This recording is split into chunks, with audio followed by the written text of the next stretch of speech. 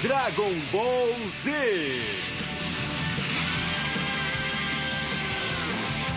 Ai ai, Dragon Ball.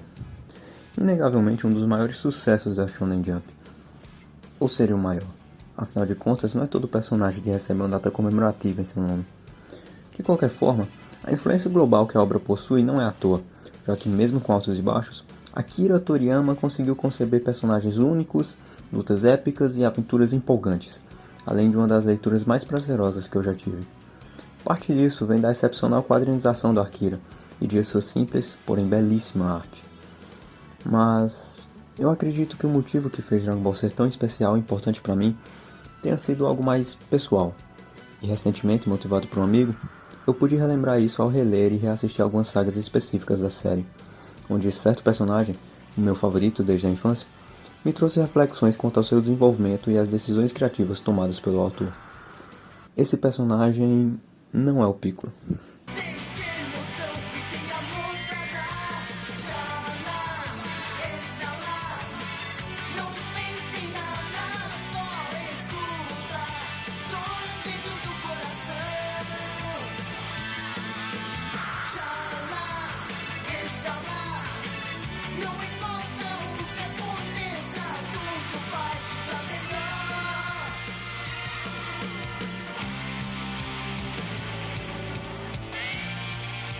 Versão brasileira Alamo.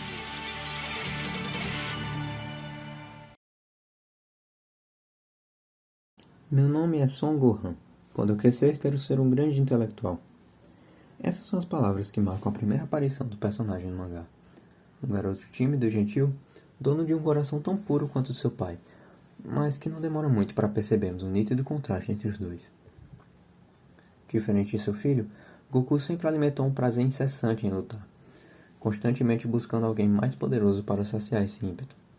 E mesmo depois de tantas batalhas, mortes, tragédias e ameaças universais, ele continua assim, como se, além da gentileza e inocência de um humano, incorporasse a essência da raça Saiyajin em sua forma mais pura, esta bem mais intensa do que seu contraparte humano. Entretanto, conhecemos uma nova faceta do sangue Saiyajin no início de Dragon Ball Z, quando então somos apresentados ao filho de Goku, e não demora muito para enxergarmos as diferenças e semelhanças entre ambos. A verdade é que Gohan não é apenas o Saiyajin mais humano, mas também, de um certo ponto de vista, o personagem mais realista da obra, se é que existe realismo em Dragon Ball. Quando paramos para pensar numa criança de 4 anos de idade, vinda de uma vida tranquila no campo ao lado de seus pais, que é subitamente sequestrada por um alienígena perverso que se diz irmão de seu pai e que ameaça matá-lo caso ele não cometa um genocídio, para depois presenciar com os próprios olhos seu pai lutando até a morte ao lado de um bicho verde orelhudo, bicho verde este com quem seria obrigado a passar 1 ano de treinamento rigoroso com alto risco de acabar morto no processo, é bem provável que essa criança acabaria odiando toda e qualquer forma de violência. Contudo, não é bem isso que acontece com Gohan. Claro, ele continua sem gostar de lutar, mas não como uma aversão a isso, e sim como não sendo um grande fã dessa prática. Mais tarde, inclusive, percebemos que ele até gosta de treinar, sobretudo quando está acompanhado, e valoriza o quão benéfico isso é para o corpo e a mente. É por isso que o vemos treinar seu irmãozinho Goten e seu colega de classe Videl na saga Buu. É curioso pensar que um dos personagens mais pacifistas da obra seja também aquele que participa ativamente de quase todas as batalhas ao longo da série, desempenhando até mesmo papéis cruciais em algumas delas. Só que, se analisarmos de outro ponto de vista, em nenhuma delas Gohan realmente queria estar ali. Ele estava porque circunstâncias opressivas o moveram até elas. Circunstâncias essas que envolviam, no mínimo, a vida do planeta Terra como um todo. Então, fica difícil escolher outro caminho. Mesmo assim, são nessas aventuras que Gohan constrói seus maiores laços, como a amizade com Kuririn e Dendê e seu relacionamento paternal com seu mestre, Piccolo, ainda mais paternal do que a relação que o jovem Saiyajin compartilha com seu próprio pai. Afinal de contas, pai é quem cria, né? Mas que porra é essa, hein? Enfim, ouso dizer que esse é o relacionamento mais bem escrito de todo o Dragon Ball. Tá, talvez fique pau a pau com Goku e Kuririn, mas o fato é que Piccolo e Gohan constroem um vínculo muito mais profundo do que os demais personagens. Além desse lado pai e filho, É interessante observar que a idade de ambos os personagens é muito mais próxima do que parece, já que o Namekusei, no começo de Dragon Ball Z, tinha apenas 8 anos de idade, ainda que aparentasse ser um adulto, enquanto que Gohan tinha 4, idades não tão distantes para personagens diametralmente opostos. Um deles é a reencarnação e último filho do tão temido Piccolo Daimao, conhecido como Demônio Júnior. Já o outro é um híbrido de pai Saiyajin e mãe humana, que só quer estudar e aproveitar a infância como qualquer outra criança de 4 anos de idade. No entanto, é em meio a tais diferenças que Piccolo conheceu, educou e percebeu a essência de seu pupilo, tanto que este também o conheceu e, de certa forma, educou seu mestre, fazendo-o sentir pela primeira vez na vida um sentimento de carinho e afeto, algo que chega a soar irônico vindo de alguém com demônio no nome, mas que é humanizado pela gentileza e admiração de seu discípulo, o primeiro a tratá-lo dessa forma. Muita coisa acontece a partir daí. Gohan luta contra os Saiyajins Nappa e Vegeta quando eles chegam à Terra, presencia os melhores amigos de seu pai, incluindo seu mestre, que se sacrifica para protegê-lo, morrerem das formas mais brutais possíveis nas mãos dos alienígenas, para então, pouco tempo depois, embarcar numa nova aventura rumo a um planeta desconhecido para tentar reviver os amigos do pai que tinham sido mortos e lutar contra alienígenas ainda mais fortes e poderosos, e até mesmo contra um tirano genocida espacial chamado Frieza, que era altamente temido por toda a galáxia. Seu pai até chegou a ser dado como um morto por um tempo depois de lutar contra ele.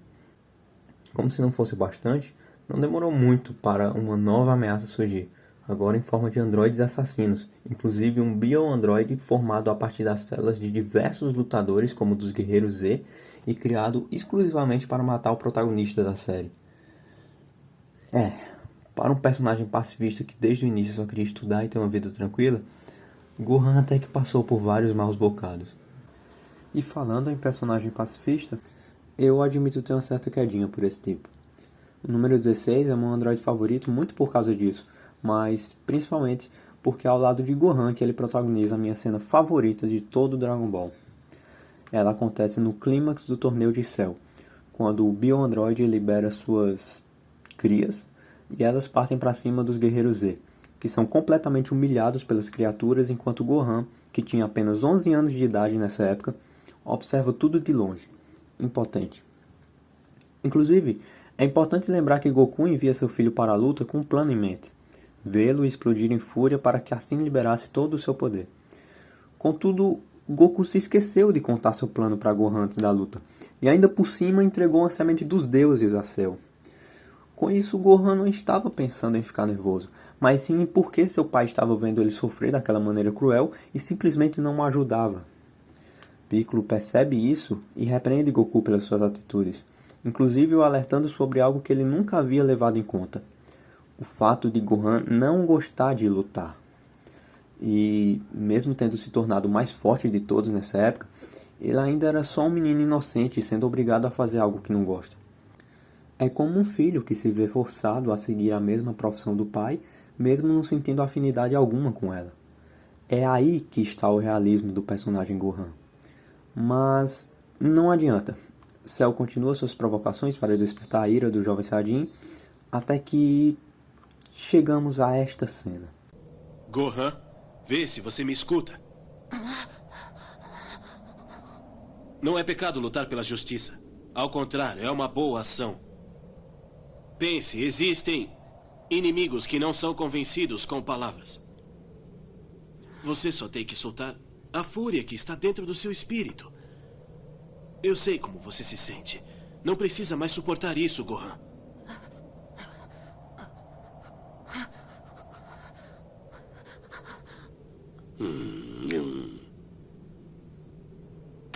Esse foi um bom conselho.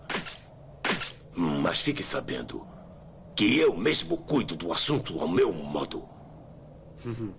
Gohan, proteja os seres vivos e as plantas deste mundo que eu tanto amei. Conto com você.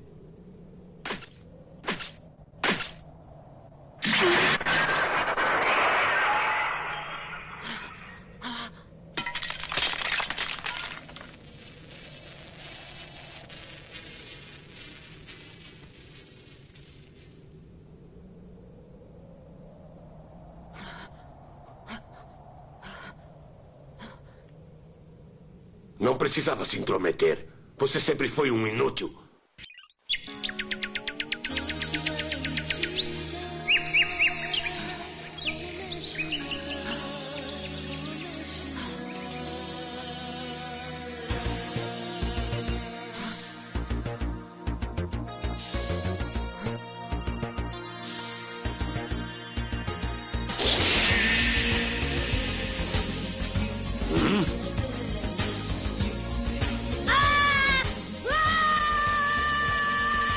É aqui onde o androide número 16 protagoniza um dos melhores discursos da série, para, instantes depois, ser completamente destruído pelo vilão, o que traz à tona a fúria de Gohan como o primeiro Super Saiyajin 2. A catarse desse momento é indescritível, me arrepiando até hoje, mas foi apenas nessa última releitura que eu pude perceber algo que sempre esteve ali, e que só agora eu pude refletir sobre. Me refiro a um trecho em particular do discurso do número 16, em que o mesmo, dirigindo-se a Gohan, fala que sabe como ele se sente. Isso não é dito à toa. Basta lembrar que o Android 16 possui uma missão que o acompanha desde sua concepção: matar o Goku. No entanto, isso não se reflete em seu comportamento, já que o número 16 é de longe o personagem mais gentil e pacífico do grande elenco. É indo contra a violência que ele manifesta sua verdadeira essência, e é por isso que ele entende tão bem o Gohan. Ambos personagens gentis e pacíficos, porém obrigados a ir contra sua natureza. E foi entendendo isso que eu pude sentir ainda mais o peso dessa cena, a qual, indo além de uma simples explosão de fúria, se mostra muito mais como a última vez em que Gohan realmente vai precisar lutar. Como se, após essa batalha, ele pudesse finalmente descansar e fazer o que ele sempre quis fazer. Não é à toa que ele usa as mesmas cores do Android 16 em seu traje de grande Saiyaman, levando o desejo do Android adiante ao se tornar um super-herói defensor dos seres vivos da Terra. Muitos reclamam dizendo que o personagem foi mal aproveitado depois da saga Cell, ou que foi do auge à decadência e que agora não passa de um inútil. E eu até entendo o porquê de tanta revolta. Mas, sinceramente, eu acho que Gohan está vivendo a melhor fase de sua vida agora. Diria até mesmo que está sendo o seu maior auge.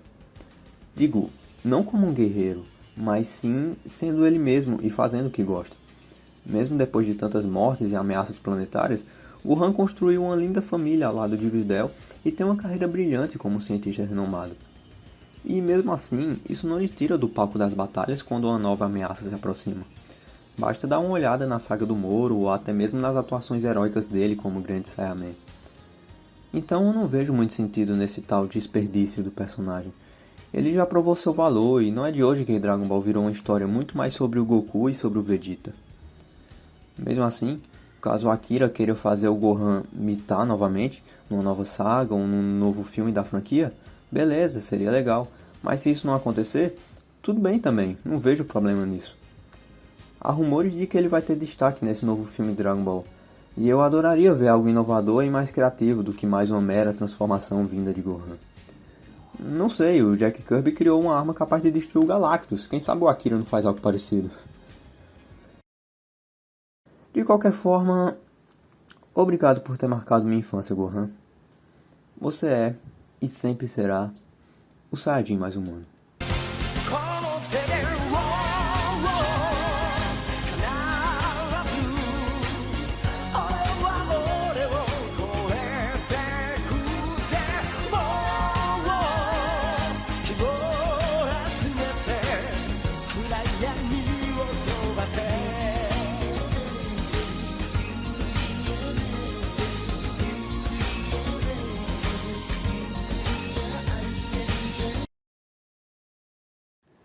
E esse vídeo só foi possível graças ao apoio e incentivo de um grande e querido amigo meu, a quem dedico este vídeo.